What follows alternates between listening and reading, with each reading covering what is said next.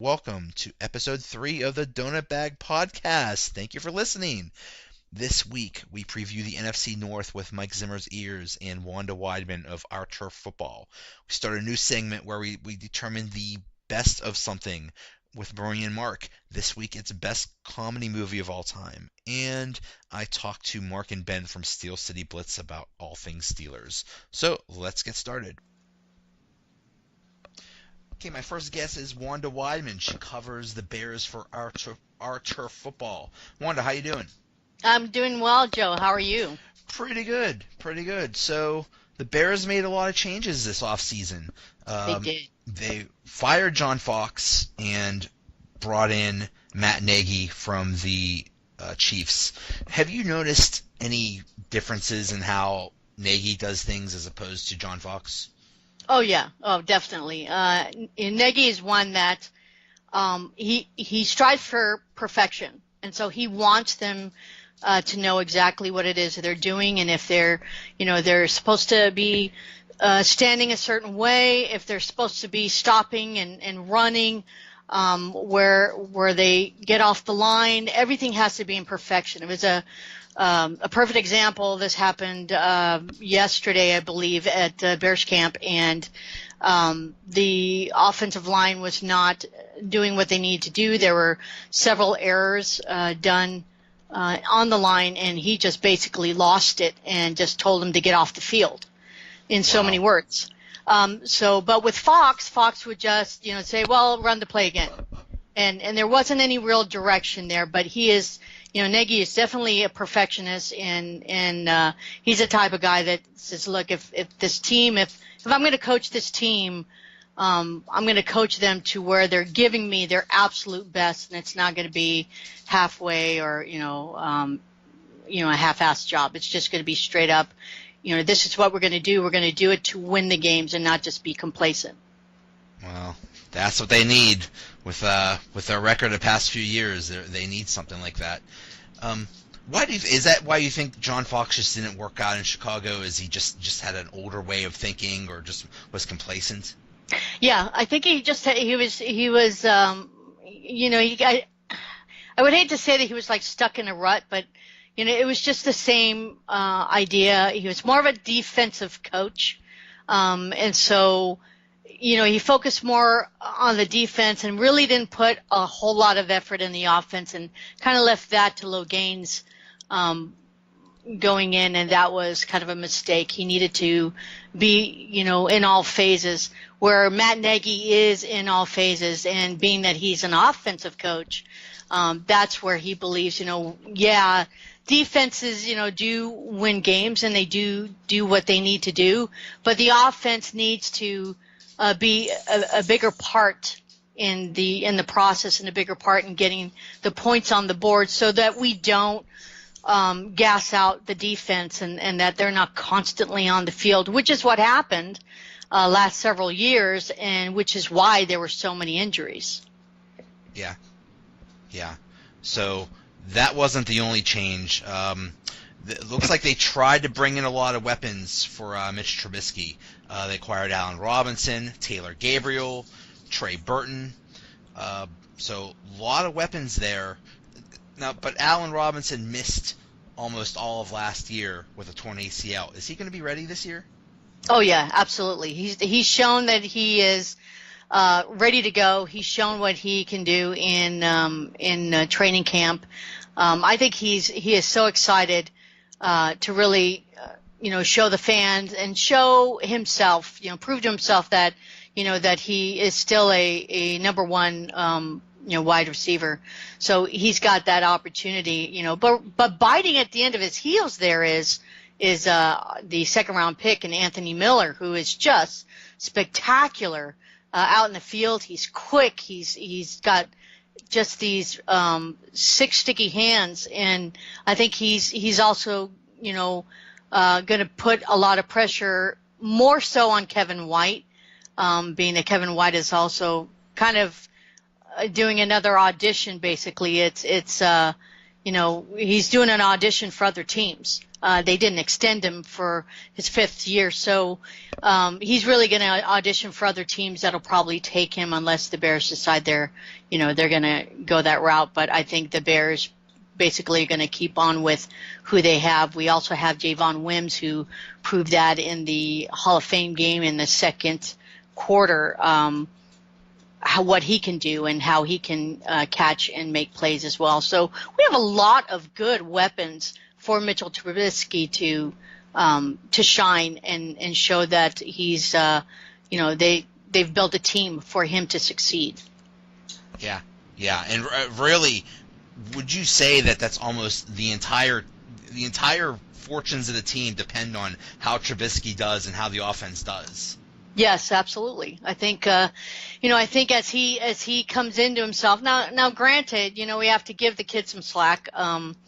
That it's a whole new system, new players, and getting that rhythm that you're going to get with new targets. But in the off season, he made an effort to get out there and practice with these guys, and the more reps that he gets in training camp, the better for him and what he's doing. And so I think it's on his plate basically to succeed and to do and take everything that the offensive coach is teaching him and Nagy's teaching him and his quarterback coach, so that he's got everything he needs. He just needs to put it out there and put points on the board and help this team win.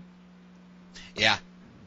I mean, it could take a while for it to all come together, but they can't say, oh, he doesn't have the weapons. Kevin White, you just have to feel for him. I mean, it seems like every year he's only played 5 games in 3 years. That's just sad, but we'll see. I mean, like you said, this is his audition. But in the first round, they take linebacker Roquan Smith. What is going on with this whole contract dispute? I heard about language about the helmet rule or something like that. I just saw an article that said it's on him that he needs to come into camp. He needs to tell the agent. What's going on with this whole contract thing? I mean, the helmet rule has already been, determined. The Bears have already gone out and say, hey, if that's the case, it's like what happened with Denny Trevathan against the Steelers, and when he went and lunged to do a tackle, the player did go down at the same time, so it wasn't an intentional head first. So there was a protection of taking the guaranteed money. They did not do that with Trevathan, and they specifically said, hey, we're not going to do that with you, and so the Bears were willing to get that in the contract. But now with Smith, it's another situation in regards to the guaranteed money, and if there's an off the field issue, that he would lose guaranteed money. So he wants that in writing as well. Obviously, that is either him or the agent stating that fact. Smith needs to know, hey, the longer you of practice and getting the reps that you need, the longer it's hurting the team. You are a first-round pick, and it's time, to just say, okay, look, I'm going to do my job and do it to the best of my ability, make sure that there aren't any off-field issues, and run with it and keep my character, on point when it comes to playing for the Bears. Perfect example, Brian Urlacher yesterday showed what an example of a teammate he was and being on the field. This is exactly what Roquan is supposed to be doing. This is the line that is in front of him of the history of our linebacker core, and he just needs to just tell his agent, you know what, I need this done. Let's get this done. Enough is enough. I need to get out on the field because I have a team that's depending on me. However, you have Kylie Fitz, who was I think he was a 4th-round pick, and he is just out there doing whatever he can to get on that 53, and he's doing a pretty dang good job in proving himself that he could be in that outside linebacker position as well. So, Roquan needs to really get out there and just be a part of this team and just be done with this whole thing. You never hear of a rookie holding out, especially. I mean, I know it's only been a week or two in camp, but you almost never hear of a rookie holding out. I know back in the '80s that used to happen all the time, but now it's just unheard of. I mean, it's you sign the contract, you sign your rookie contract, and you go out there and you show up. So that's that's a bit of a red flag, but. Yeah, well, Joey Bosa kind of did that last year, and I think he set a precedent, and now it's becoming a thing. There you go. Yeah. So, what do you think in terms of a record, like a best case and worst case scenario? What do you think of a record this year for the Bears? Worst case, I would think after looking at who we're playing against, worst case would be 7-9. Best case, I would like to see 11-5. And that's depending on, and it's depending on what we do in our own division. I think that is the key of where we take it in our own division, and how we play against Green Bay, the Lions, and the Vikings. If we can win, a set of games against them, I think we'll do pretty well against the other teams. Yeah. What do you think, real quick, about the how the Vikings, Packers, and Lions are going to do? Well, the Vikings, getting Kirk Cousins, I think they would do, very well. I think Diggs is going to be, just phenomenal with Cousins. He's going to be used quite a bit, and as well as Adam Thielen. I think you've got, two great players for you right there. The only concern I have with Cousins is where he is in the red zone. He always seems to have issues in the red zone in turnovers. But if he's cleaned that up, over the off season, and I think the Vikings are another again going to be the team to beat. With the Packers, I think with the Packers, their defense is not as it used to be, and I think there might be some question within the linebacker core maybe, but more in the backfield. I'm not concerned about the Vikings in their backfield. They've got Xavier Rhodes, who's a beast, but I think they have some issues in the backfield with the Packers. And then the Lions, it's sad to say with the Lions, they have such a fantastic quarterback. He is so talented, but they just could never give him what he needs in weapons in the run game. They just continue to have this revolving door when it comes to a good running back there. So it's hard to tell with there, but I still believe that the Vikings are the team to beat in the NFC North. Yeah, it is such a tough division. But yeah, if all you need, it really all depends on the offense. If Trubisky can get going and get those weapons going, and I think any coach that gets hired that's a younger coach, they owe something to Sean McVay of the Rams, because he showed that it could be done. So now you might see a trend of like younger coaches getting hired. So right. That bodes well for Nagy. But Nagy, Wanda Wiedman, thank you so much. Archer Football. Also, we catch you on Twitter at WandaW63. Thank you so much. Oh, thanks a lot, Joe. I appreciate it. All right, my next guest is JB Erico, but on Twitter, you probably... I'm going to try that again. Okay. Go for it.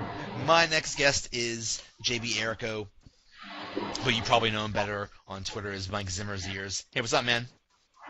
Hey, how you doing, Joey? What's up? Pretty good. So you were in Canton for the Hall of Fame festivities. How was that?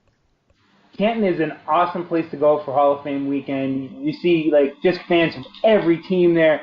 Guys in full outfits. We saw the Cheeseheads. I got pictures of them. There was a Vikings guy who just totally made up. I put a picture out there on Twitter of him. Just amazing. And everybody's there just to have a good time. There's no animosity at all. The Packer fans were good to the Viking fans. The Steelers fans and the Browns fans were getting along, and the Ravens fans. It was just like everybody was having a good time. It's just a celebration of the game. It was awesome. It's just, yeah, it's like the Olympics of football. It's like everybody comes together. Nobody's mad at each other yet. It's not like they're playing a real game, so can't be mad at people yet. Nope. It was really cool. We met some really nice people out there. Awesome. What was the deal with those sunglasses you had? They look like they look like those. They were just red, and I don't know. They just struck me as funny. Oh, the red sunglasses? Yeah. When you went to the beer tent, I guess if you said "Go Browns," they would give you something. So we got the red sunglasses, and Stephanie, BFF Stephanie was with us, and she said those would look good on you. So I put them on, and sure enough, they look pretty cool. So I wore them the whole time. There you go. All right, so this week we're going to preview the NFC North. Let's start with the Lions. They got a new coach in Matt Patricia. Yep. But they didn't seem to do much else. What do you think of them this year? No, I agree, Joey. I mean, you look at the free agent signings, it's like they added a lot of bodies, but there's really not a lot there. I mean, they added 2 tight ends in Toliolo and Luke Wilson. Both guys are like, maybe there's something there, but I don't see it. Really, their draft picks are what got me more. You know what I have in common with the Lions since 2013? What? I also have not had 100 yards in a game on the ground. There you go. So, I mean, Kerryon Johnson from Auburn, kid has gotten better and better every year. He put up almost 1,400 yards last year. If you give him some room, he might be the guy to finally break that 100-yard game barrier for them. Ragnow is probably going to move to left guard with them, as their first pick. Tracy Walker, safety of the future, maybe. I don't know. But you look at the free agent signings, there's really nothing there that I love. Jonathan Freeney, maybe. Devin Kennard, who was with the Giants last year, he had 9.5 sacks in all his games, but maybe, I don't know, change of scenery is going to help him out. I wasn't really impressed with what they added to the roster, though. That said, you still have Stafford, Galladay, Jones, and Tate, really good. That's a really good combination of quarterback and receivers. But their defense, man, 376 points allowed last year. That's where they need help, and I just don't see it in the free agent market for them. Yeah. They have one of the best quarterbacks in the league, Matthew Stafford, and you have a good quarterback, you're always going to be in it, but it seems like they just don't do anything else. They think Matt Patricia is just going to, be the difference, and maybe he will be, but I really see they're like a 500 team to me. I'll give them like a 7-8-1 record because I like to throw a tie in there. There you go. I'm thinking 9-7 just based on on Matthew Stafford alone, and he's going to the offense is going to figure out a way to win some games. And he is a difference maker. I will give you that. Yeah. So the Bears, they also had have a new head coach, Matt Nagy, and they got some weapons for Mitch Trubisky. Allen Robinson, Taylor Gabriel. What do you think they'll be doing this year? I love that you mentioned those two guys. And then don't forget Trey Burton. Now you pick up an athletic tight end. And one kid I like that they drafted, Anthony Miller out of Memphis. You seen the numbers on that kid? He seems to be like the darling of camp so far. I've heard his name so many times. He had 191 grabs in the last 2 years, and he had like 2,900 yards. I mean, their receiving core looks really, really good, but can Trubisky find them? We'll have to see. And I wonder if Roquan Smith is ever going to report to camp. I mean, if he signs, you're getting a little bit of help there too. Fangio is an amazing beast coordinator. These guys were good last year on defense. It was just their offense didn't put up any points for them. So I like what they've added to this team. Even Aaron Lynch was a nice pickup for them. I think he's back with Fangio. He could do some things for sure. And then look at the running game, and I call it the dental group because it's Cone and Howard. Because it sounds definitely more like a couple of dentists that are just opening a practice and running back. But those guys are really good. Howard, had 1,100 yards last year. Cone is really good out of the backfield. The weapons are there. If Trubisky can figure it out, yeah, they can have a decent season. But in all honesty, Joey, they're still the Bears, and it's a tough division. It might be the toughest division out there. We'll have to see, but this is another team. I could see them, 9 or 10 losses this year, and it's not that they're bad. They're just kind of trying to find their way right now. Well, I strongly disagree. I don't think they sound like a dental group. I think they sound like a law firm, the law firm of Cohen and Howard. Yeah. I mean, I hate to sound like a broken record, but it really is all about the quarterback. And if Trubisky can progress and take the next step with those weapons and with that offense, then they could win some games. Otherwise, yeah, it might look scary. But again, it's a team. I think they're trending in the right direction. I think the Bears, if not this year, give them maybe next year. They might be one of those teams you got to watch out for. But I think they might be about a year away. Yep. The Packers, they get Aaron Rodgers back, which will make a huge difference. And they lost Jordy Nelson, but then they gained Jimmy Graham. So what do you think about them? Well, anytime Aaron Rodgers is under center, you got to be scared. I'd almost rather be, have the ball down 4 points than be up by 4 and have Rodgers with the ball in his hand. I'd feel safer. Because this guy's just a beast when it comes to the final 2 minutes of the game. You just leave him any time on the clock, he seems to do things. That said, he just lost Brian Bulaga for the season with a torn ACL, so he might be running for his life a little bit this year. He's got some really good receivers in Cobb and Adams. I love those guys.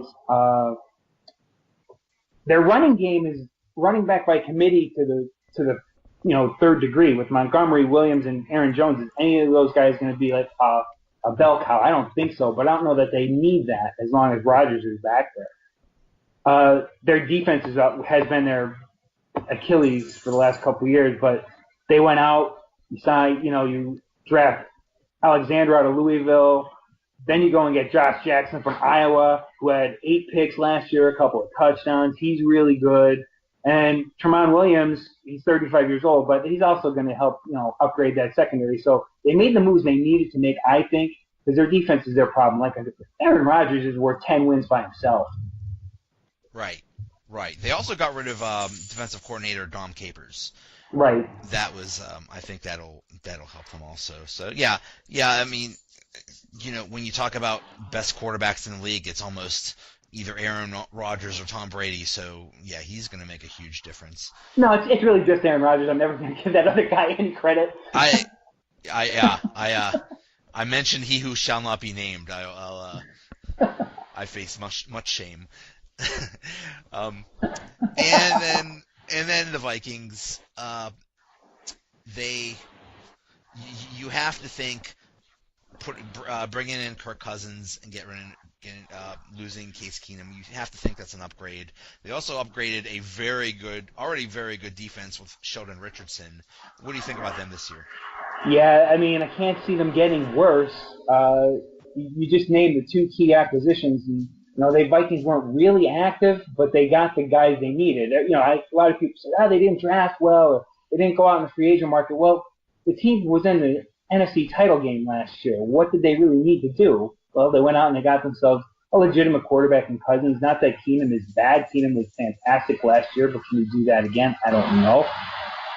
Richardson, we talked about this guy last week. I mean, now he clogs up the middle, and now your defensive ends who are really good have some more territory to run through. So I really like that. I like their draft. I like Mike Hughes out of Central Florida. I like Brian O'Neill. I think he's a project, but I think he's a good project. He's an athlete. And no one talks about kickers. I don't usually, but this Carlson kid they got from Auburn, I think he's going to be starting kicker. He has a leg and a half. He's banging 50-yarders through, so watch for him.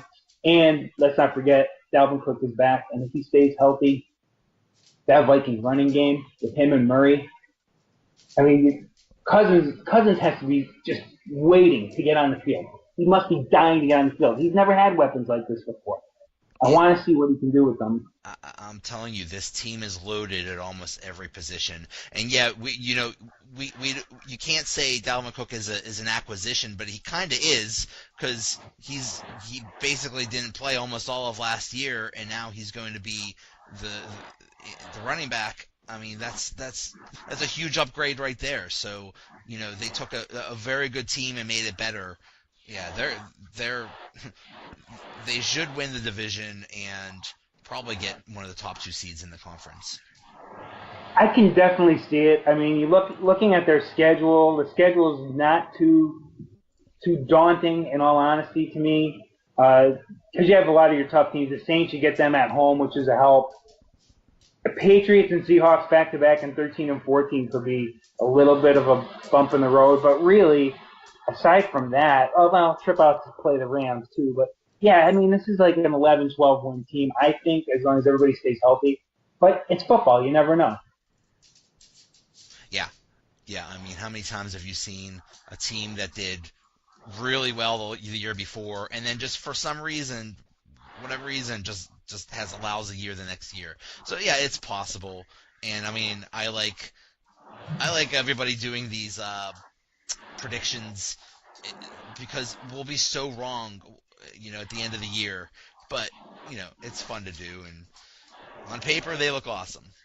And they do, and yet the Vikings are one bad hit away from Trevor Siemian running the offense, and God knows what will happen then. That's right. All right, sir. Well, I'm sure you've had a busy weekend, so relax, and I'll talk to you next week. All right, Joey. Take care. We'll see you next week. Okay, now for a new segment we're going to have every week. This is going to be a debate of a particular thing. This week it is the best comedy movie of all time. With me is Marie, who is at PittsburghRN on Twitter, and hello, and Mark Hagelauer. How you doing, man? Good. How's everyone doing? Hi, Mark. Lovely. Okay, so our job is to we all have our top 10 lists, which my top 10 list was about 40 movies. Yeah. Yeah, it was hard. It was rough. We have to narrow it down to 4. So 4? Yeah. 4, wow. We're going Mark, to... on a mission, should we choose to accept it? Yeah, this podcast will explode in 6 seconds. That final 4, whatever we pick, is then I'll put it up for a vote on Twitter at the Donut Bag at the Donut Bag on Twitter. So, good.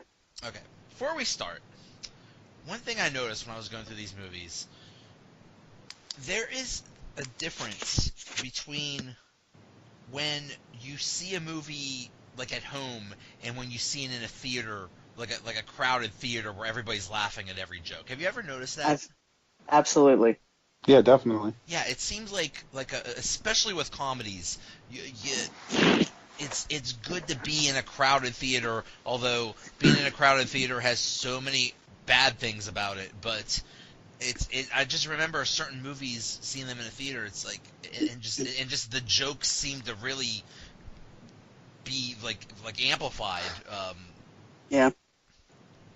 Anyway, okay, so let's start with what you came up with, like, let's say 5 through 10. Maria, let's start with you. What do you have? 5 through 10. Okay, Groundhog Day is definitely on there. Okay. Probably Get Smart, the Steve Carell. Okay. What else you got? I have What About Bob? Monty Python and the Holy Grail. Okay. And probably one of the original Pink Panther movies. It's either got to be A Shot in the Dark or the original Pink Panther. Okay, From back in the 70s. And that's like the bottom of your list. Yeah, that's like the bottom. Okay. Yeah. What do you have, Mark? All right, yeah, like you were saying, going through these, man, it's like there's different eras and everything with the classics compared to the newer movies. But let's see, narrowing it down, I have on there, There's Something About Mary, Spaceballs, Ghostbusters, Dumb and Dumber, and 40-Year-Old Virgin. 40-Year-Old Virgin, definitely. And like you said, there's any of these could probably be swapped out for any other ones that have been mentioned so far. But yeah. I have Groundhog Day on there. I have Happy Gilmore, Okay. The Naked Gun, All right. Yes. Office Space, All right. and The Hangover. Those are my bottom 5. All right. I have never seen Office Space. Oh my. No. It's Never. For me, it's a cult classic, and it's one of those movies I could watch a million times. Mm-hmm. That's another thing. I'm kind of famous for not watching certain movies, and so I'll go and watch them now, and it's just not the same. Because, like, for example, The Big Lebowski. I never saw that, and then a couple months ago, neither. I saw it. I mean, I saw it because so many people kept saying, "Oh, you have to see it. You have to see it." I mean, for some people, it's their life. And I saw it. I'm like, it's nice. Really? It's okay. Yeah. Dude, just do it for you, Joe. The thing is, it's if I saw it, when it first came out, and certain parts of it, people still, quote certain lines from the movie, and it's something that you live with for like the past 20 years or 30 years or whatever. Then it means a lot more to you. But just seeing it for the first time, I'm like, that's nice. It's just it's. I mean, and I think that's the same with any movie. Like me and Mark can probably quote 10 lines from Office Space, and if you saw it today, Marie, you would say, "Oh, that's nice." It's like it's a nice movie, but it's not. It won't mean as much to you as it did to us because we've been thinking of those lines for the past 20 years. So it's just weird how things get Yeah, I agree. It's like when you watch a movie, how it resonates I agree. with you. And then too, there are movies that you can watch over and over and over again, and when you're flipping through channels, you stop on it every single time. And then there are those who you really, really like, but you're really not interested in watching them 100 times. Right. That's how I am, anyway. Right. There are movies that at the time were considered awesome or one of the best, but you really, you saw it once and that's it. But then there are some movies where you could watch, like you said, if you're flipping the channels and you see it on TV, it's like, you stop whatever you're doing and you're watching it right there. Uh-huh. So. Yeah, a lot of it's the hype too. I mean, sometimes a movie could be overhyped and it does the same effect where you're kind of like, yeah, it wasn't too bad. I would say for me it was when Big Fat Greek Wedding came out. My wife went to see it with her mom and they loved it, and then I didn't see it then, and I saw it a little bit later, and I was like, it wasn't bad, I guess. For like, I think that's a difference between what girls like and what guys like. That could be part of it. Mark, too. you mentioned one that I thought, I wonder if women would agree with you, and I would like Joe to put that out for one of your votes. Mark, what were your bottom 5 again? Let's see. If I was kind of there's Something About Mary. Yeah. 40-Year-Old Virgin. Yeah. Dumb and Dumber. One. Okay, Dumb and Dumber. I've seen Dumb and Dumber, and I think, this is like the Three Stooges. I don't know a single woman who thinks this is really, really hilarious. That's funny. Meanwhile, when I saw it, I thought it was one of the funniest things ever. So yeah. I think there is something to that. It's that guys see certain types of movies and definitely. react to them. What was that movie? Bridesmaids. Bridesmaids is a movie that I think, I won't say women liked more than men, but women liked at least just as much as men. Yeah, I mean, I enjoyed Bridesmaids, so I didn't have any problem with it. Yeah. I thought it was pretty funny, so it wasn't like a top 10 list for me, but I wonder there were some parts that were great. What movie would be that like women would find really funny, but guys not as much. I'm surprised Bridesmaids isn't up there. I'm surprised Bridesmaids appeals to men as much as it does women, because it really is. I mean, that's a woman's movie. It really was, and maybe it resonates more with women than men. Yeah. It didn't even make my my like others receiving votes thing, which I'm surprised. So Yeah. okay, Marie, what's your top 5? My all-time top 5, in no particular order. Okay. Young Frankenstein, Ghostbusters, Blazing Saddles, Identity Thief, and Airplane. All right. God, I gotta see. You know what? And you know what? I've never It's hard to narrow it down. It is. It took me a long time to get the. I think I have like 25 listed here. I know. Yeah. Yeah. Yeah, Mark, what do you have?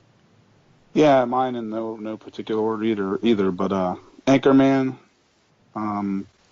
Christmas Vacation, Naked Gun, Airplane, and Animal House. Yeah. Mm-hmm. Okay, so my top 5 is Airplane, Blazing Saddles, Caddyshack. How did you guys not mention Caddyshack? That was I know. That was another one that's it's definitely on here. And Animal House and Monty Python. Yeah. Holy Grail. That So was another one that was my just miss type of things where I was like, it's just a flesh wound. So, okay, just you know how in award shows they have an in memoriam.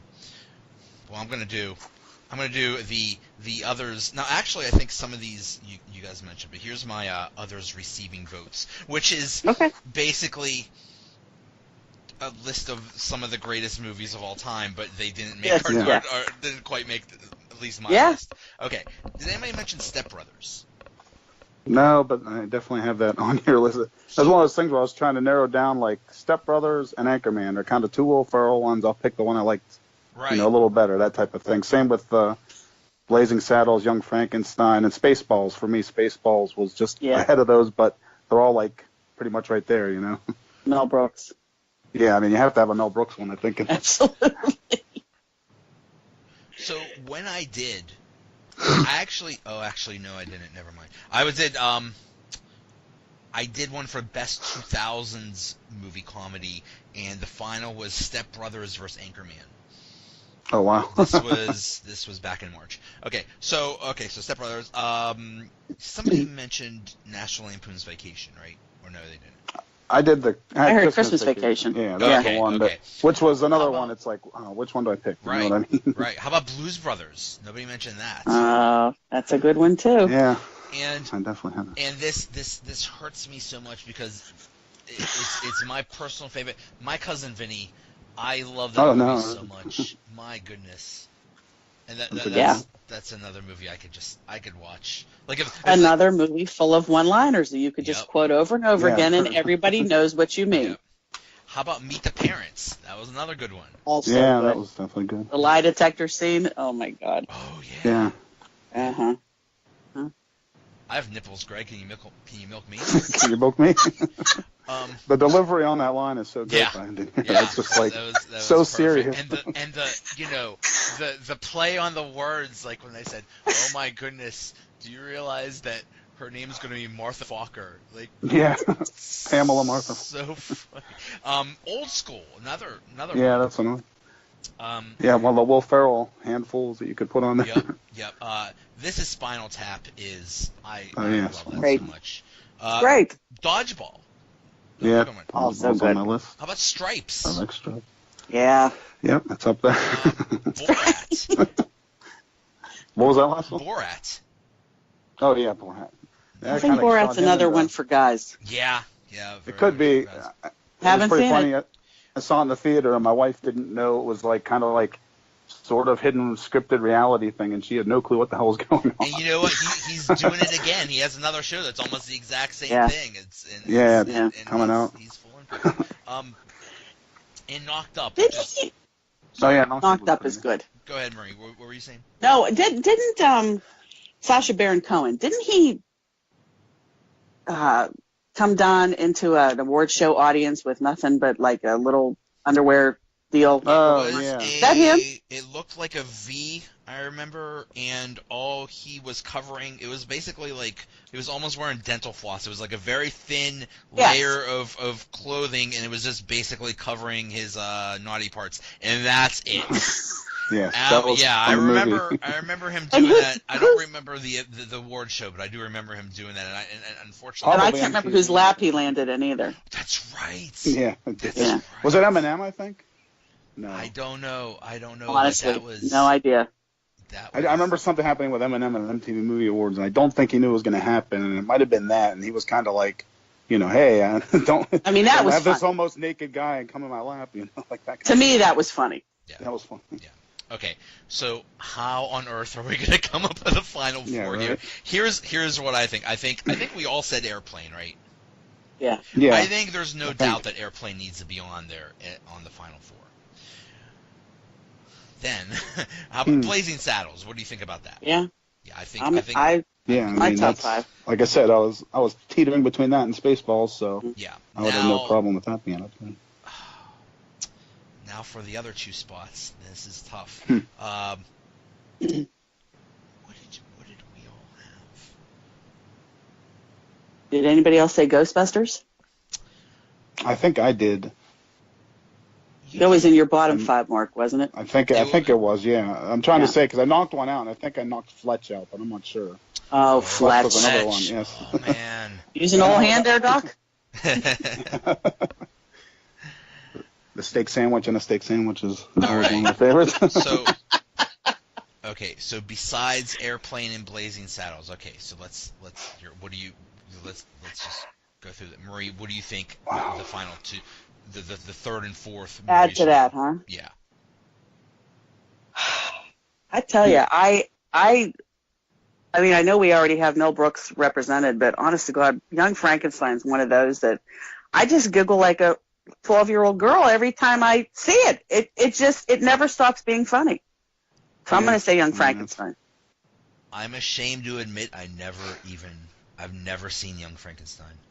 Oh, Joseph. Oh, It sounds like I have to watch it now. I can't say that I didn't wait a long time to see it myself. That was one of the later Mel Brooks ones that I saw. Mm-hmm. But Okay, so it was, what would you? It's up there with the other ones. So Marie, what would be your fourth? Oh, my God. For laughs that have lasted my whole life, it has to be either and I know I didn't say this in my top five, but it's got to be one of those Pink Panther movies. So I know I'm the minority. So let me go another way. I'm going to say Identity Thief for me. Wow, That- I mean, that I like no that. one else- I like that movie. To me, that was funnier than The pretty Heat. good. Oh, really? You thought it was funnier than The Heat? Yeah, I mean, anything Melissa McCarthy is in, but then her and Jason Bateman together were that was just comedy gold. I mean, I don't know how he kept a straight face with all the nonsense I know, coming. that was pretty nonsensical. It was great. I loved it. So what were the other ones we had in common? I don't remember. Let's see. I think most of them were. The rest of them might have been like two of us had them, but not all three. There is, I think. Well, I think you Naked had Gun. Money. I think two of us had, and then you two had a Holy Grail, Yeah. which was very close for me being like in there too. Yeah. Okay, Mark. What would be your third and fourth? Oh gosh, like I said, I think for me, I would have probably the Naked Gun in there. One of those. To me, that kind of. I'm okay with that. With the slapsticky comedy type of stuff, Yeah. that kind of brought Airplane. that back. It was the Zuckers. Just like same Airplane. guys. Yeah, it's like Airplane, but like 10 years same later or guys. something like that. Geez, and then I kind of want. Well, you have Identity Thief, which is a good one, but kind of like a more modern one. I don't know, man. I think I'd want to throw Anchorman in there, but that's a tough one to knock all these other ones out too. So that is one Will Ferrell movie I've seen. Oh, okay, there you go. Yeah, I know he can be very divisive in a lot of his movies, but I love it. Everything I've seen him in. I've never seen Step Brothers. And what was the other one? Talladega Nights? Was that him? Yeah, Talladega Nights was pretty good. Step Brothers was pretty good, but yeah, I think Anchorman would be one. That was just so ridiculous. So we have Anchorman, Pink Panther, Identity Thief, Young Frankenstein, or Naked Gun. So out of those ones, we got to come up with two.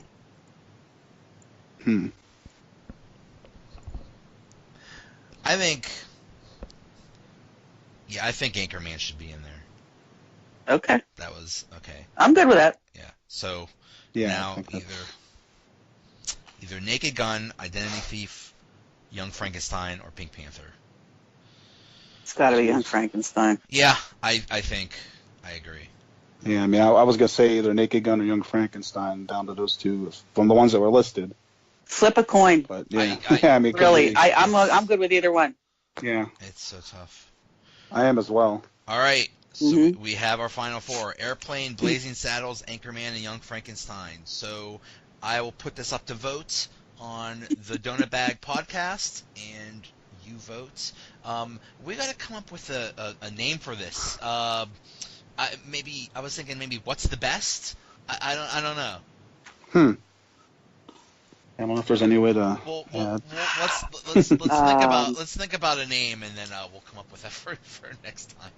Should be something about the longest and best laughs, or lifelong laughs, well, or some to refer to the fact that you never get tired of watching it. Right, but I'm talking about because every week we're going to debate a different thing.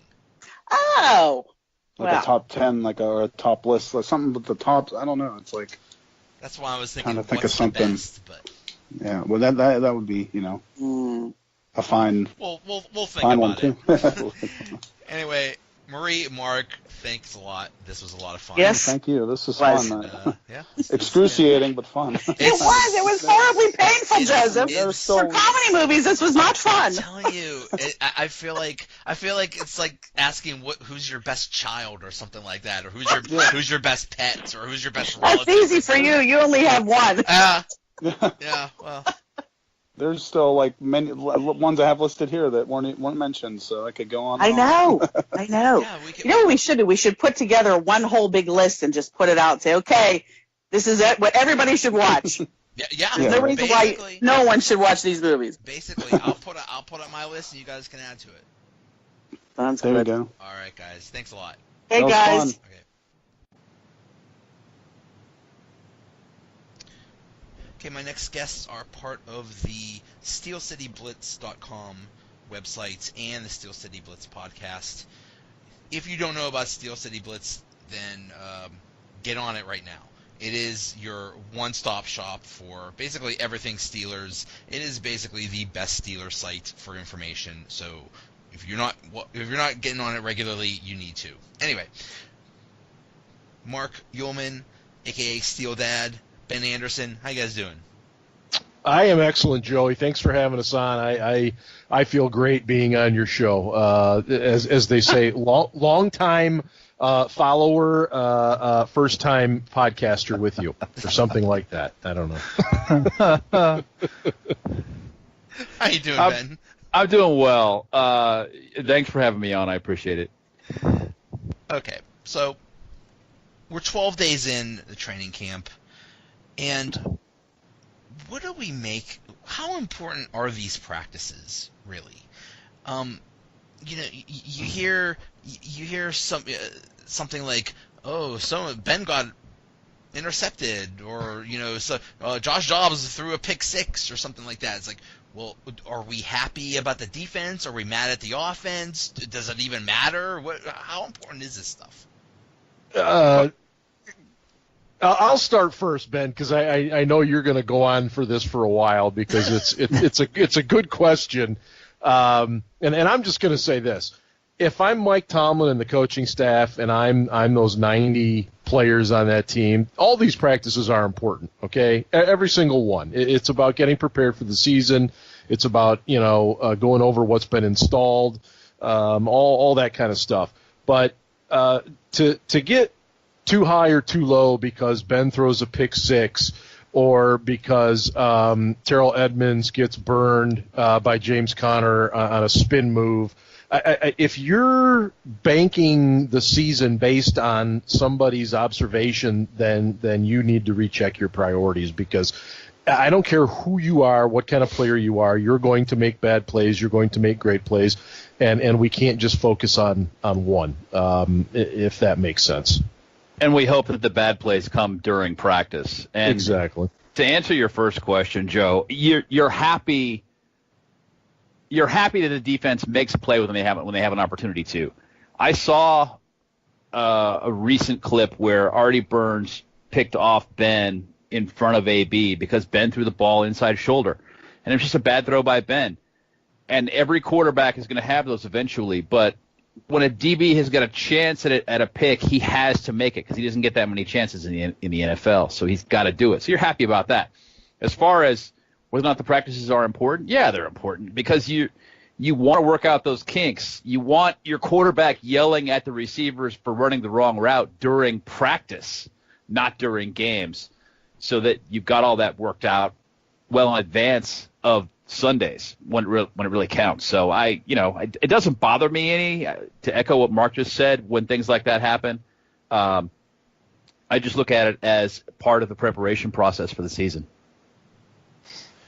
Okay, but then how about preseason games? Which are more important?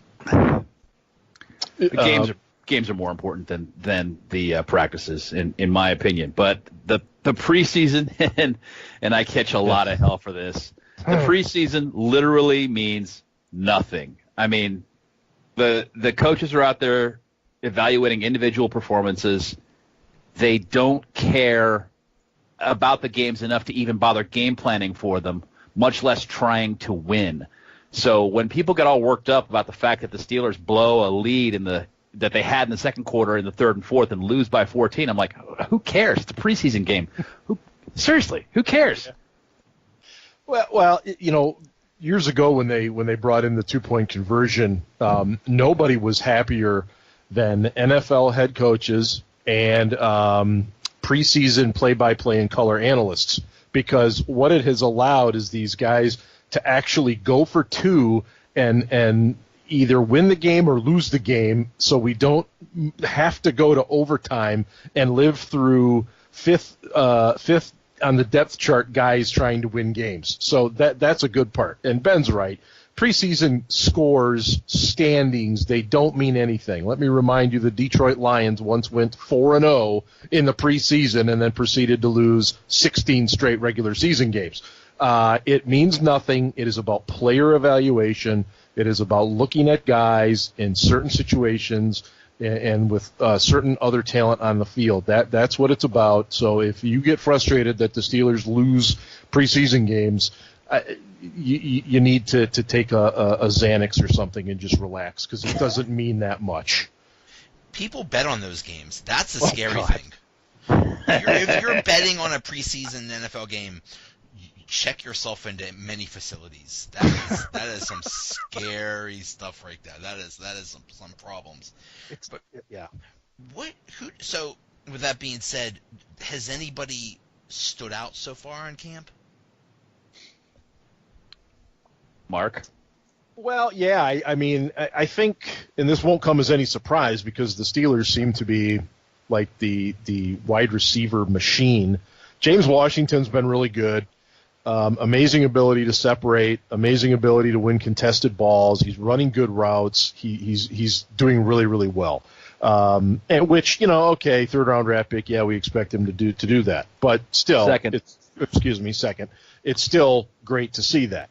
I think Terrell Edmonds is as advertised. I think a lot of people are still scratching their heads over why the Steelers selected him. I think he has already proven in training camp why. He has picked up the defense mentally very, very well. and it's starting to translate into the physical part of the game where he's making plays. So, those two guys in terms of the drafting, and then some of the lesser-known guys, Damon Patterson's having a real nice camp. He's a wide receiver from Youngstown State. And then Deshaun Phillips, too, on the defensive side of the ball. So there's a few of those, guys that most people won't have heard about that are having real nice camps. James Conner, I'd be totally remiss if I didn't mention him. He's had a phenomenal camp so far. He's had a good camp because his blocking has picked up. We knew before that he could run with the ball and had some decent receiver abilities. He's not an outstanding receiver. He's not Le'Veon Bell, but he's picked that part of his game up too. Keon Adams is also having a nice camp to this point. Apparently he's a very natural pass rusher. I really wish they hadn't put him on injured reserve last year, but they did what they did. Certainly the Hawkins situation is a disappointment, but and I'm going to butcher. I'm just going to say Chooks, the third round tackle, is apparently having a nice season, and his college tape was horrible, and his camp so far is looking pretty good. Now I'm hearing mixed reviews. I did hear good things about him this last weekend, and on Friday again, that he was doing okay. And before that he was just getting abused and backs on backers. So you hope to see the guy become a good player eventually. Also, and I'm going to butcher his name too, Ola Adeniyi. Bless you. Yeah. Undrafted rookie, outside linebacker, also another nice natural pass rusher. It looks like they may have picked up some guys that have got some developmental ability. Is that even a word? It is now. It is now, yeah. You just invented it. So ability that can be developed. And, James Harrison was one of those guys. He didn't do much for the first few years in the league. He bounced around, even played in NFL Europe, and eventually became an All-Pro and one-time Defensive Player of the Year. So, you hope. I'm not saying that either one of those guys are going to be James Harrison, but if they can just turn into solid pros, that's a win. Is this preseason for James Conner extremely important? Because last year seemed kind of like a mulligan. It seemed like they didn't use him much, obviously, with Le'Veon Bell, but then there was that one game, I believe it was Jacksonville, where he missed a block, caused an interception, and then that really put him – they didn't even think about using him after that. So is this preseason – we know he's not going to play much during the regular season, so is this preseason really important for him? Well, I think it is for kind of the reasons you outlined there, Joey, and I think, too, that – he's having such a good camp that what he can do. Ben mentioned we know that he runs the ball very well.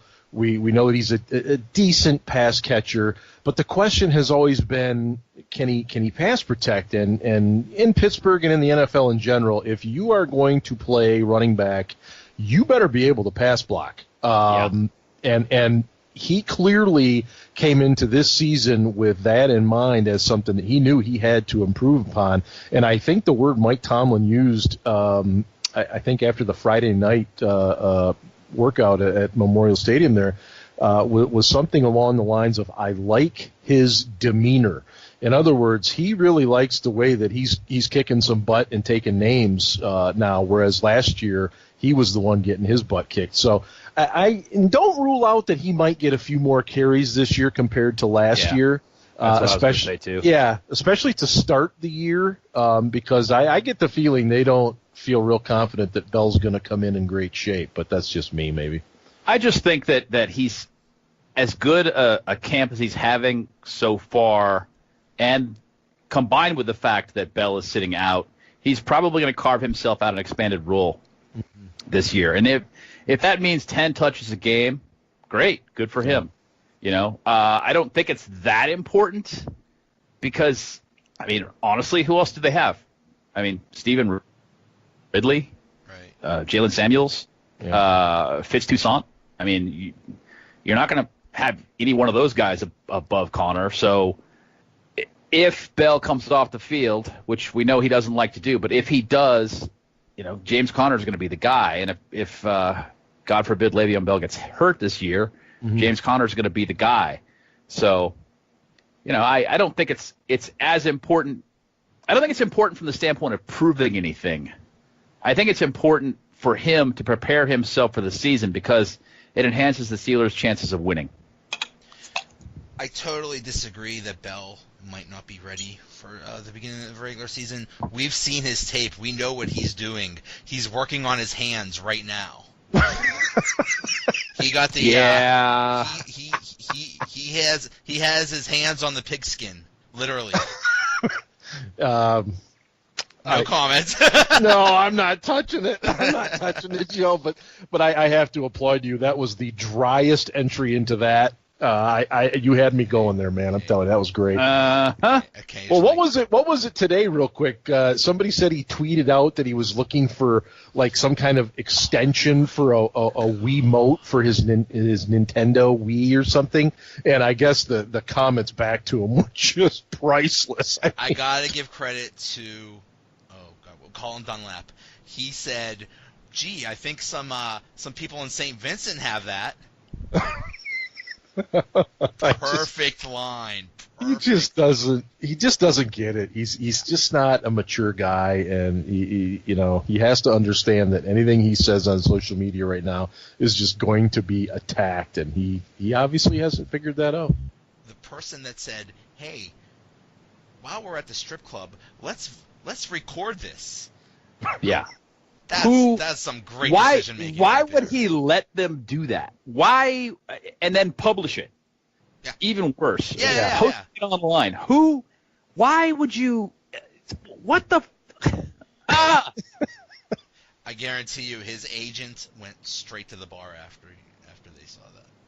I would think. I mean, or straight to Liv and said, "Hey, what the hell? What are you doing? Who's hanging around with you? You need to trim one guy off of your entourage because he's putting you in a really bad light." There's a reason that transactions between prostitutes and their johns are always discreet. Nobody ever knows about them. You don't tape it, you moron. You don't document it. Yeah. But seriously, about the offense, it did start off slow last year. And I think partially because of Bell. But I've also heard a theory that, Ben had basically Ben's only receiver that he was very familiar with was AB. That was last year. Well, this year it's a little bit different. He's much more familiar with Juju. He's much more familiar with Vance McDonald. So do you think the offense will start off better this year? I think it will, but it's because Ben's in better shape. He's down to 250, which is lighter than he's been in probably a decade. And that's great. I'm happy for him. That's fantastic. But last year he had a slow start, not just because of Bell. I mean, everybody wants to blame it on Bell and him taking camp off and the running game not being really established for the first month. But it was also about Ben. He did not have his best year last year, and he wasn't really in very good shape until, October. If you don't come to camp in shape and you use camp to get yourself into shape, you can't really expect to be, at your best when the season starts. And that worked really well in 1980. Yeah. Not in 2018. It did. But camps also started, in the 80s and the 70s and 80s. Camp started around July 4th, right? And went, they had 6 preseason games or something ridiculous like that. And they'd have 2 full pads practices every day.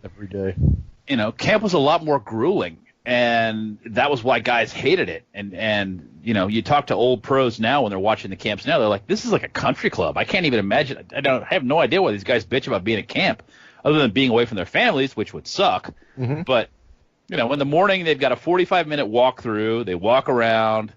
The offensive line points at the guy they have on this play so that everybody knows who they're supposed to block, and they get all that squared away. And then in the afternoon, they come back and they actually have a live practice, but there are limits on that too. Yep. They have 13 practices in pads during camp. That's it. That's all you get. And then you get 16 during the regular season. That's all. And then you got games. It's not like the old days where, who was it? Moon Mullins, who was an offensive lineman with Bradshaw, talked about the fact that they played 4 games a week. Wow. Yeah, because of how much they were practicing. 3 during practice and then 1 on Sunday. Remember those Oklahoma drills? Oh, yeah. Oh, man. That was yeah. That was brutality. And don't get me wrong, backs on backers is no joke, but it's not the Oklahoma drill. No. In fact, I've heard somebody's trying to recreate the Oklahoma drill for the 21st century. So it's teaching Doug Marrone, the head coach at Jacksonville, is trying to recreate it, but it's not the same. Let me answer your question real quick, Joy. I tend to agree with what Ben's saying. And shameless plug here, I've got an article coming out on Roethlisberger. I think he's going to start out better this year, and I don't just attribute it to the fact that he's dropped a little bit of weight. He does look better.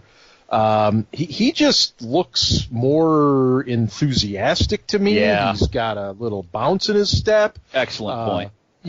He's and I could easily just sit here and say, well, it's because Todd Haley's gone. I think there's something to that. Don't get me wrong. But I also think that he's at a point in his career where he knows what he's accomplished. He knows the kind of team that he's got with him. He's got a great offensive line. He's potentially got a great running game. He's potentially got a great, group of receivers. His defense is getting better. He sees it every single day, and he has no reason to lie about it. He says it's as fast as he's seen it. And, so I think he's going to come out well. He just seems to me the type of guy that is like, I'm going to enjoy my last few years. My kids are down here on the field. We're throwing the ball around. We're having a good time. I think he's going to start out well. Now, whether or not I'm right, that's to be seen. Whether or not he has a great full year, I don't know. But I feel pretty good about it, just based on what I've seen and heard so far. I'd just like to add one thing to that real quickly. Mm-hmm. Todd Haley rubbed a lot of people the wrong way. It wasn't just Ben, and I think we all need to remember that. And it also wasn't just players. Haley came in under Bill Parcells, who didn't really give a rat's ass what anyone thought about the way he talked to them, and Haley picked that up, and it's a habit of his that has not endeared him to a lot of people. Yeah, I would agree. Yeah, I just remember last year, it wasn't until the Detroit game, and I forget what game that was, and even right before he threw that 90-some yard pass to Juju. But before that, he looked awful.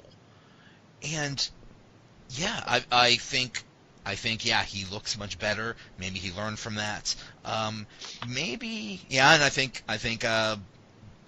Haley not being there has something to do with it. I also think that drafting Mason Rudolph might have something to do with that. Yeah, I don't discount that either. There's a theory that they went ahead. Okay, there are 2 theories. All right, one, and we haven't even talked about this on our own show. One theory that the Steelers don't think that Ben takes very good care of his body, and that when his skill set diminishes, it'll go downhill quickly. Okay, so that's the first one. So they felt a pressure to draft a quarterback, this year or next, because they really felt like they were going to need one, even though he's still a very good starter. They felt like they were going to need to have one in waiting. And then the other one is that Colbert thought, if I draft a quarterback to be Ben's replacement, it'll light a fire under Ben's ass and he'll be better. He'll be a better version of Ben. And I told people last year that 2014 Ben would have won the Super Bowl last season. He was that much better in 2014 than he was in 2017. And I stand by that. He just didn't have his best year last year. And then you deal with that it's almost like Jekyll and Hyde. At home, he's awesome. On the road, his stats suck. I don't know if that's a game plan or what. It almost has to be.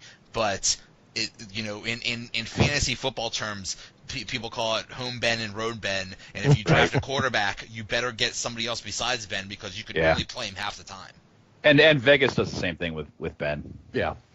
Yeah, I think a lot of it's communication, and in terms of the Todd Haley offense, I think they relied so heavily on a lot of at-the-line communication, and clearly, when you're on the road, it's going to be a different ball game than it is when you're at Heinz Field. But and I realize every team deals with that when they go on the road, and it's by no means an excuse. But I'll be very curious to see how Randy Fichtner kind of cleans that up a little bit. They always seemed under Haley to have struggles when they get inside the 30 with communication and personnel, and we would always seem to have to blow that one timeout at the worst possible time in the red zone or something like that. So I'm curious to see if he cleans that up, and if he does that help Ben when he's on the road? Well, I think it's important to remember, though, that the team was 7-1 on the road last year, even with Road Ben. True. I'm very curious to see how Randy Fichtner is going to do, and how much Haley actually did. How much of the success of the offense was due to Haley. My thinking is, well, Fichtner, what experience do you have being an offensive coordinator in the NFL? Who knows? It might be a disaster. I know there's a small chance of that happening, but it might happen. There's always a chance. I feel pretty confident in Randy. You look at his career in college. I mean, he's been with the Steelers since 2007. He came in. He was wide receivers coach for 3 seasons. He's really been Ben's QB coach since 2010. I mean, nobody knows Roethlisberger's game other than Ben as well as Randy does. So I'm hoping that he's going to put him in good positions, put everybody in good positions to win. I think where it's going to come down to are those key personnel moves at the right time, those 3rd and 1s that drive us all insane. I mean, is he going to make the right calls? Are the plays going to get executed, better than they did under Haley? A lot of that stuff. I think personally he's going to be fine. But the offensive coordinator is usually enemy number 1 in any team anyway, so he's definitely got some work ahead of him. I don't think there's going to be much difference between Haley's offense and Fichtner's. I don't think he's going to change anything. I think Mark hit the nail on the head. It's just going to be about situational football. He may add a few twists with tight ends because he's fond of using the tight end the way that Ladarius Green was supposed to be used. Basically running down the seams and finding that spot and getting the big gain after the catch. He's fond of. So he's probably going to go that direction. But yeah, I mean, Mark hit the nail on the head. It's 3rd and 1, or it's 3rd and short inside the 10-yard line. Not getting cute and trying to run a pitch on 4th down when you have to have this conversion. Things along those lines, I look to see not necessarily just the correct call made, but a different line of thinking altogether with the play calling. Yep. And I'm looking forward to it. Yeah. Oh God, that just brings back terrible memories. Right. Let me show you how smart I am by making this crazy play where we pitch backward 3 yards, and so we could gain half a yard. Like, oh, come on, it's not that hard. And I would also add this too. I would be very careful about this talk about Ben and quarterback sneaks and stuff. I think there's a misunderstanding that, he's 6'5", all he's got to do is fall down. If the offensive line does not get some push at the snap of the ball, I don't care if you're 6'5" or 12'5", you aren't going anywhere. Yeah. So everybody talks about how good Brady is at it and stuff, and Ben's this, Ben's that.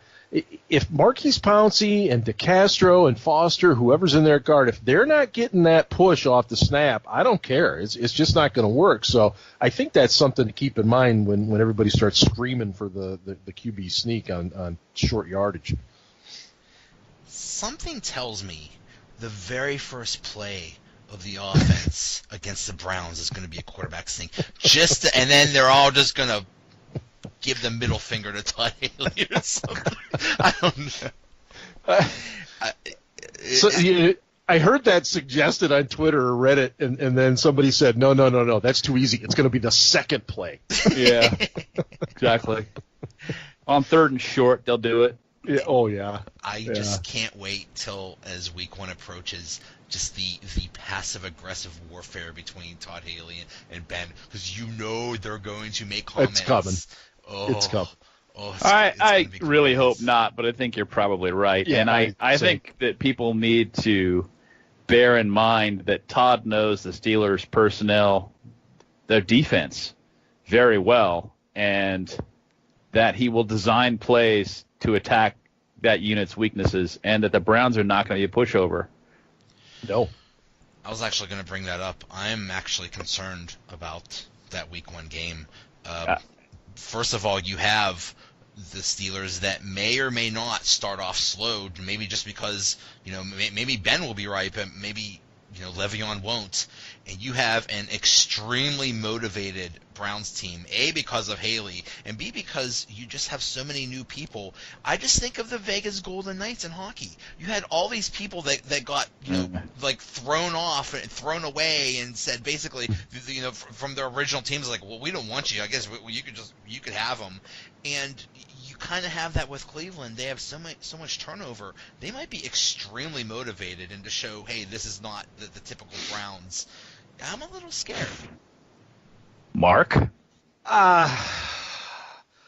Okay, Joey, let me soothe your Thank you. concern here. Look, I never say never. I try to Right. really emphasize that. I mean, anything can happen. I mean, we've seen the Browns play the Steelers tough before in season opening games and in other points of the year, but I think this is still Hugh Jackson. I'm not convinced that Hugh is the best head coach for that situation. The problem he's already facing is, do I play Tyrod Taylor in order to save my job because I'll get a few wins, or do I play, Baker Mayfield because that's what the fans are going to want and that's what the league's going to want to see, blah, blah, blah. There's a lot of talent there, but it just has not come together yet. Their offensive line is still a massive work in progress now that Joe Thomas is gone. He's still moving people all over the place. They moved a guard to tackle. They're so desperate. They're so desperate that they moved a guard to left tackle.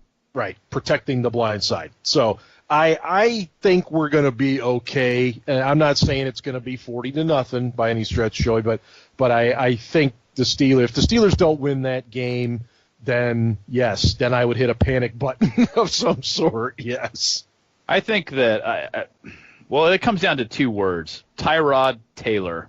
Yeah. There is not a more conservative captain check down in the league than Taylor. He's even worse than Alex Smith. Oh, I was just going to mention him. It's incredible. Now, he doesn't turn the ball over that often, right, which is that from a head coach's standpoint, that's a huge plus. But he also doesn't take any chances at all where Ben's like, oh, yeah, I think I can get it in that window. And he just throws it as hard as he can. Yep. And the AB catches it. So you're talking about 2 completely different quarterbacks running Haley's offense. And, getting back to the point that Mark was making, and even the one that you made, you asked if their motivation would be a factor in this game.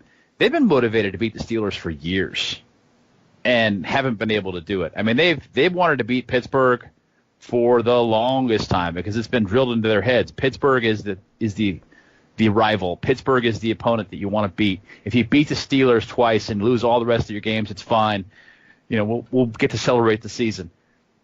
It doesn't make any difference. And to the point that Mark made about them having a lot of talent, they've had a lot of talent for a lot of years. The culture in Cleveland is broken. I can't speak to why. I have no idea, but it's a losing culture. And it kind of is what it is. I agree with something that you said when you were on our podcast. You said, I'd like to see Cleveland become at least respectable again so that I can hate the Browns. Right. So that I can hate the Browns and I can enjoy this rivalry again. And so would I, because it would be more fun to pick on Browns fans then, because now it's not. Yeah. But, I don't see it happening this year. Now, I got a question for both of you. What's the over-under on when Baker Mayfield becomes the starter? Week 6? I don't know. What do you guys think? I was just going to say week 6, yeah. Yeah, that sounds about right. I think over-under, that's a great spot for it. Tyrod Taylor does have a little bit of injury history. So I would throw that in there too. Yeah, I would go. I might even think week 5, just because I don't see them coming out of the gate well, and especially if they're over there talking about how they're going to win, they're going to go to the playoffs already. I mean, if they start 0-2, 0-3, then they're just going to be same old Browns, and who knows? So yeah, I would agree with that. Week 5 or 6. Personally, I think that's a lot of their problem is that they gear themselves up every year for we're going to make an historic run. Yeah. I think we can do some great things here, and then when they don't within the first few weeks, it becomes so deflating that they can't come back from that. They just need to go out and try and play good football, but they don't do that. They concentrate on trying to make the big splash and go from, an 0-16 team to going to the playoffs. What a joke. I'm sorry. It would be unprecedented, okay? It's just highly unlikely. So putting up 40 every game and going to the Super Bowl, like Jarvis Landry said, that's not happening? No. I gotta call my bookie then. I definitely would correct that call, Joe. Yeah. I have a pretty strong feeling that Hugh Jackson is not going to make it the entire year, and he's going to get fired. And then guess who's going to be the head coach? Todd Haley. Oh, then boy. The real fun starts. Boy, are you stirring the pot? I think he's right. You think Todd Haley is an okay offensive coordinator, whatever you think about him, but him as a head coach is a disaster. Yep. And I will grab my popcorn and just watch the chaos. Yep. You never know. Could be a guy down the road. Could be Urban Meyer. He might be looking for work too. Well, yeah. I mean, right. Ohio State is the most successful pro team in Ohio, so. Yeah. Yes, they are. Anyway, so on to the defense. I'm so confused because we talked about Terrell Edmonds earlier. How is this all going to shake out? It's like they have 20 safeties. How is this all going to work? There's a base defense that might look quote unquote normal, but then sounds like they're doing dimes and quarters and. I have no dollar. idea. There's a dollar too. There's a dollar. How is this all going to shake out? Do they even know? Mark. Well, they have an idea, and I think it's a lot of preseason, a lot of training camp with everything. It's take it with a grain of salt, and I guess I'm specifically referring to like. Tweets and observations, and things like that. Don't take too much into it because, if we find out that Ola Adinye is running at linebacker with the first team, that should not automatically make you say, "Oh my God, he's elevated above everybody else on the depth chart. He's going to start." No. It means the coaching staff has seen him do good things against fellow third or second teamers, and they want to see what he does against first teamers. That's what it means. Right now, with that secondary, with all the safeties and the corners and everything else, they are trying to get an idea, a fit for what's going to work, when it's going to work, and with whom on the field. We know that your corners are going to be Hilton in the slot. You're going to have Burns. You're going to have Hayden. At safety, you're going to have Edmonds. You're going to have Sean Davis somewhere. Morgan Burnett's going to have to be. I mean, somebody's going to have to be off the field because you're not going to have that many guys on there. So I think what the Steelers are headed for is just more of this specialty-type defense and see how it shakes out. And again, even in the preseason games, I wouldn't take too seriously what they're doing in the preseason games as a huge indicator of what they're going to do once the regular season rolls around. They're still experimenting a little bit with just how this is going to work. Yeah, the base is not the base anymore. This is no longer a 34 team. I mean, basically their base now is a 2-4-5. 2 down linemen, 4 linebackers, 5 DBs. Yep. And yeah, they're experimenting. They're working with sets where they have 2 down linemen, 3 linebackers, and 6 DBs, and another one where they just have 2 down linemen, 2 outside linebackers, and 7 DBs. That's that dollar package we were talking about. So they're installing these packages. That doesn't mean that they're going to be used predominantly, over the course of games. It just means they want to install them and that they want to get them down and get everything perfected now during the preseason, during camp, so that if they need to use them in games, they can do so. I do expect them to use a 3 safety package this year where you've got Davis, Edmonds, and Burnett all on the field at the same time. I think that in that instance, you're probably going to see Burnett or Edmonds, but probably Burnett in kind of a dollar linebacker role where he's up front where Vince Williams usually lines up, hanging out, peeking into the backfield, seeing what happens, maybe covering some tight ends and running backs as they come into pass patterns. But you're looking at that probably being on long yardage situations, not necessarily something that they're going to go to right off the bat. I think that Vince Williams is probably going to be a 2-down backer this year, which is fine. That's really kind of where his skill set lies anyway. So that's all well and good. But John Bostic is not exactly an outstanding coverage linebacker either. So don't be surprised if at some point Vince is out there on third downs in place of Bostic. I don't think Matakevich is going to play all that much, barring injury at linebacker. Yeah, he's not. He's a nice player to have. Don't get me wrong, and he's a great special teams player. I'm glad we drafted him. You need players like that, but he's not a starter. He's not that kind of a quality player. Yeah, I think it's all about versatility. I mean, I even heard Hilton might be playing some safety. So, if you put people in different, and if you kind of throw out the definition you have for linebacker, safety, cornerback, and just say defensive back, and just throw them all in a pile and see what happens. And I think they're all about just increasing their options. But the thing that concerns me is, okay, this is all great. You have all these DBs, but how are you going to stop the run? Exactly. And we talked about that recently on our podcast. In particular, after Ryan Shazier went down last year, the Steelers gave up run efficiency, and what that means is success to the opponent on each down, defined as 50% of needed yards on first down, 60% of needed yards on second down, and 100% of needed yards on third or fourth down. They gave them up at an alarming rate after Shazier went down. They weren't great before that, but when Ryan went down, it got really bad.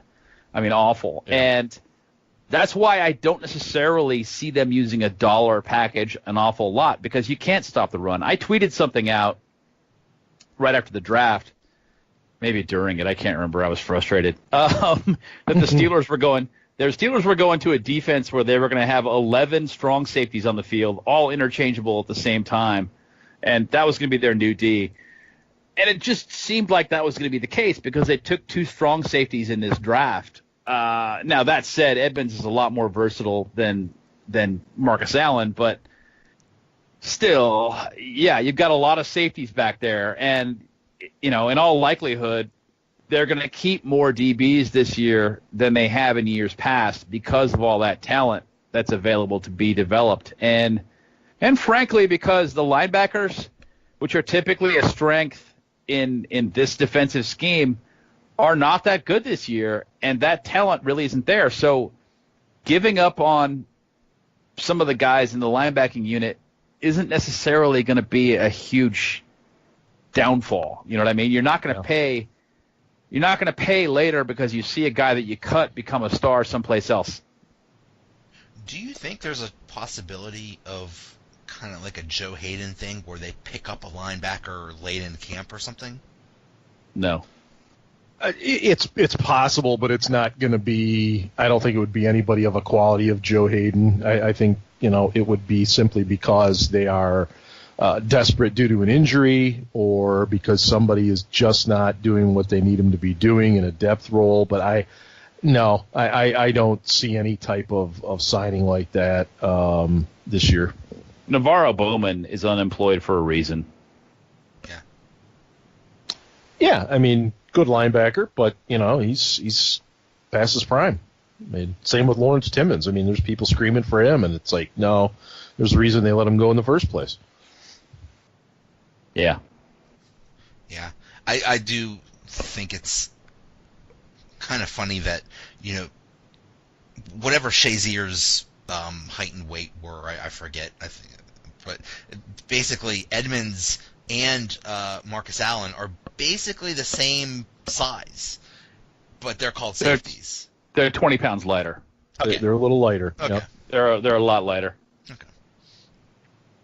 Yeah, Shazier packed on some significant muscle. Even Shazier's pro day at Ohio State, he was 237. He was 6'1", 237. Edmonds is 6'1", 217.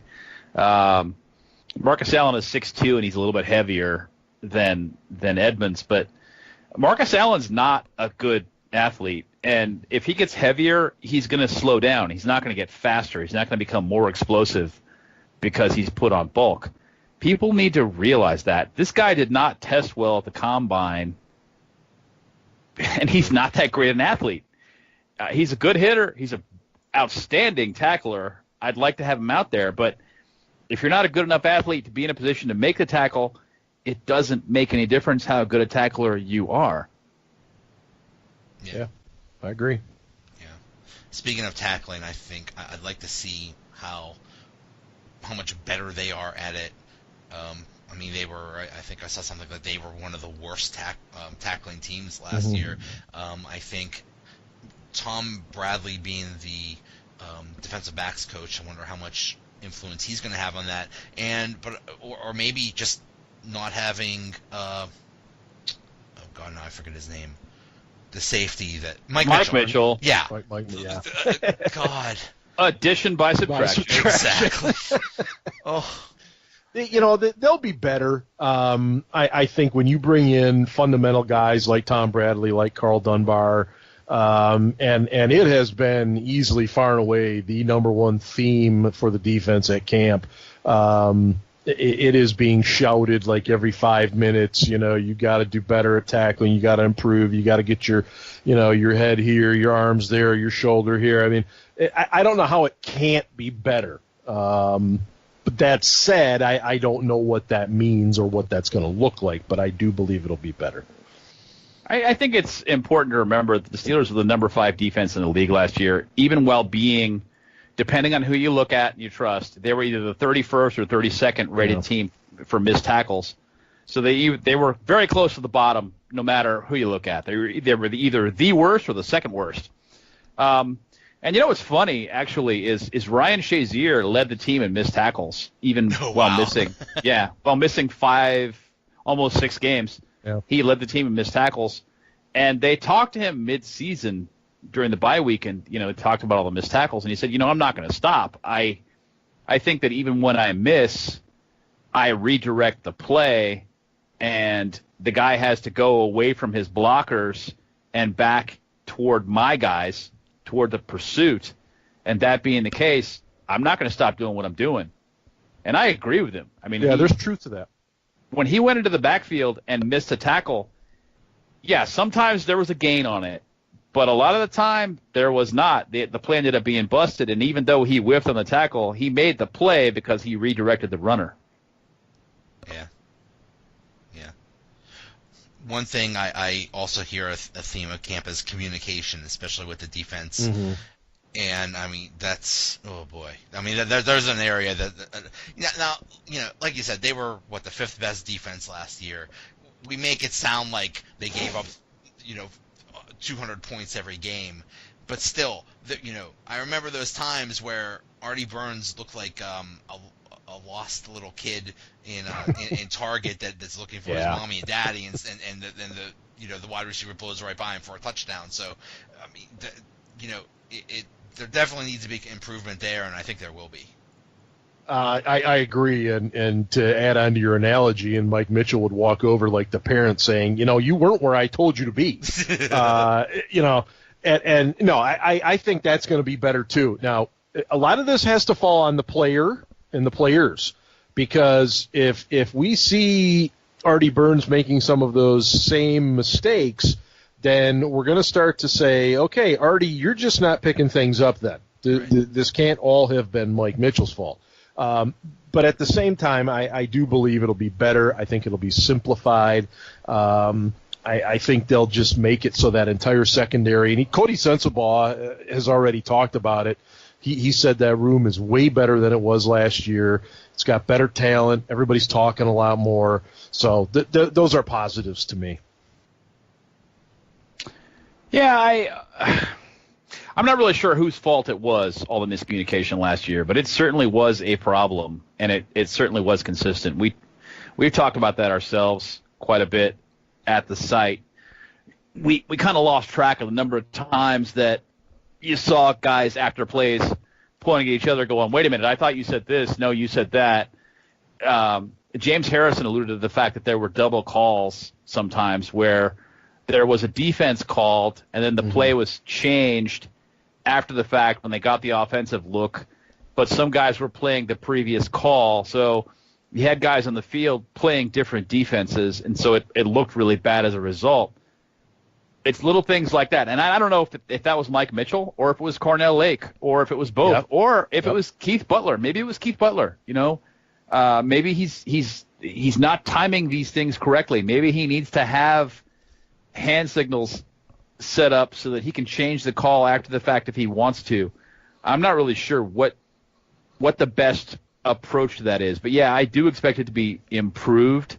Morgan Burnett and John Bostic are both guys that are good diagnosing plays and are also excellent communicators. So I would expect to see some things change. Terrell Edmonds was also noted for that during his collegiate career. I hope that carries on. Honestly, we don't know that's going to be the case yet because he's still a rookie, but I'd like to see that happen too. Well, in any job, it is a tradition to, whatever problems there were, to blame the person that's not there anymore. So I am totally blaming Cornell Lake and Mike Mitchell. It's all their faults, and everything will be wonderful from here on out because they're not there.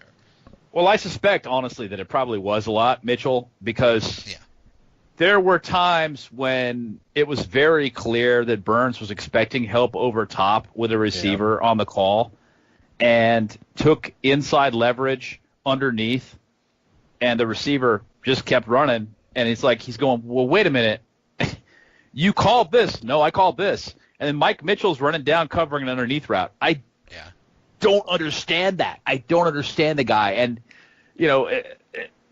Bob Labriola says that Mitchell knew where he was supposed to go but just couldn't get there because he can't run anymore. There you go. Maybe there's some truth to that too, but I think there were a lot of instances where it was pretty obvious that there should have been over-the-top coverage, and there wasn't, and we gave up some big plays. In particular, that playoff game, that we gave up some really long plays to Blake Bortles, one of the worst starters in the league, and that was pretty pathetic. It really was, because that guy's not a good passer. No. Oh, man, that's – yeah. Like you said before, there's a reason Navarro Bowman hasn't been picked up by anybody. There's a reason why Mike Mitchell hasn't been picked up by anybody Correct. either. Yeah.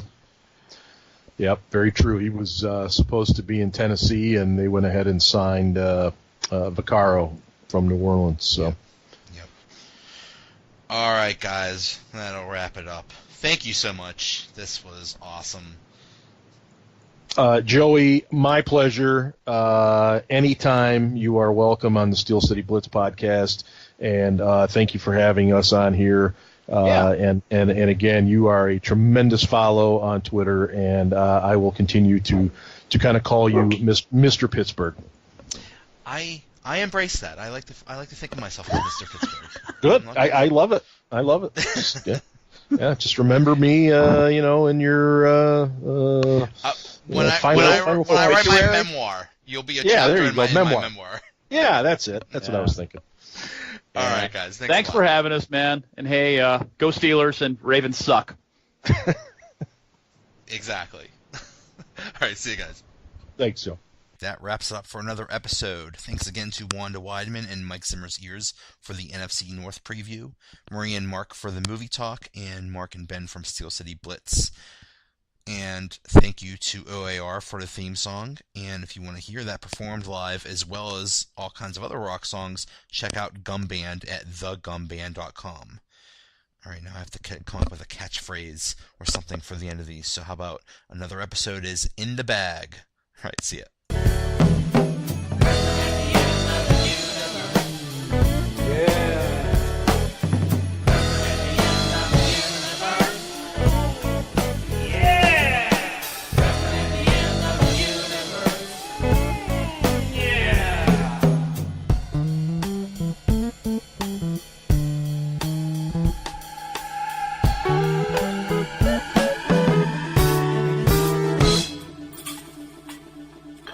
Special or coffee?